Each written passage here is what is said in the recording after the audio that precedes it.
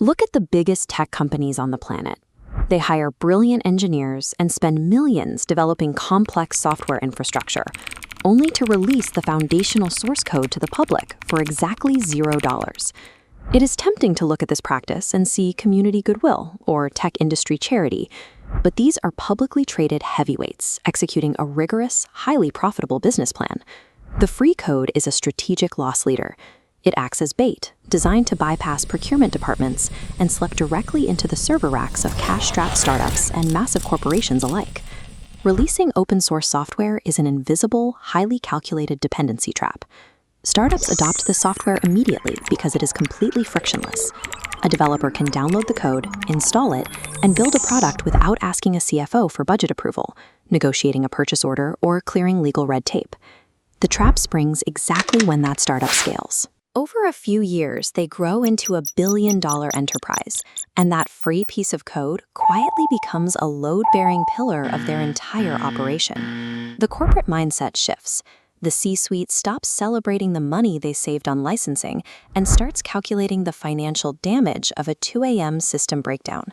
If the core database crashes during a massive product launch, a board of directors will not accept an IT team waiting for a random user on an open-source message board to post a bug fix. At this scale, the free software turns into an existential corporate liability.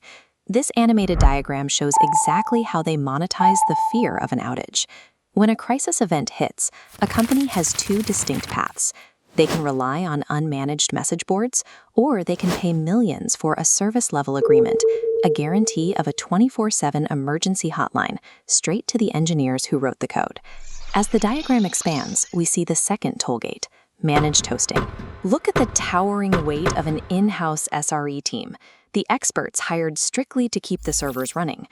Companies weigh that massive internal cost against the streamlined block on the right, a managed SaaS subscription, where the original creators host and maintain the architecture for them. The code is free, but the hardware, the daily maintenance, and the emergency response are sold back at a premium. This next diagram illustrates the open core model. The free code sits in the geometric center, but it is surrounded by an outer shell. That shell holds the features massive enterprises legally require, like advanced security compliance and data residency, and accessing those capabilities requires a paid enterprise subscription. Then there is dual licensing. Watch what happens here as the central core is used to build a new corporate project. That project instantly inherits a reciprocal license. Under these terms, if a company built a product using this free code, they are legally required to make their own resulting software free to the public as well. A massive corporation desperate to protect its proprietary algorithms cannot allow its internal software to become public. Instead, they buy their way out of that obligation by paying for a commercial license, allowing them to keep their resulting project private. By wrapping the free code in these legal and compliance requirements, the creators ensure the C-suite is forced to pay for the right to remain private and protected. After navigating these toll gates, the enterprise is locked into multi-million-dollar annual contracts. Ripping the software out and migrating to an entirely new system introduces so much technical debt and operational risk that paying the annual fee becomes the only viable option. When we examine the economics of these software giants, it becomes clear that the source code is merely the delivery mechanism for the actual product. These companies are selling risk mitigation. They are selling guaranteed uptime, infrastructure maintenance, and the legal certainty that a multi-billion-dollar operation will not grind to a halt.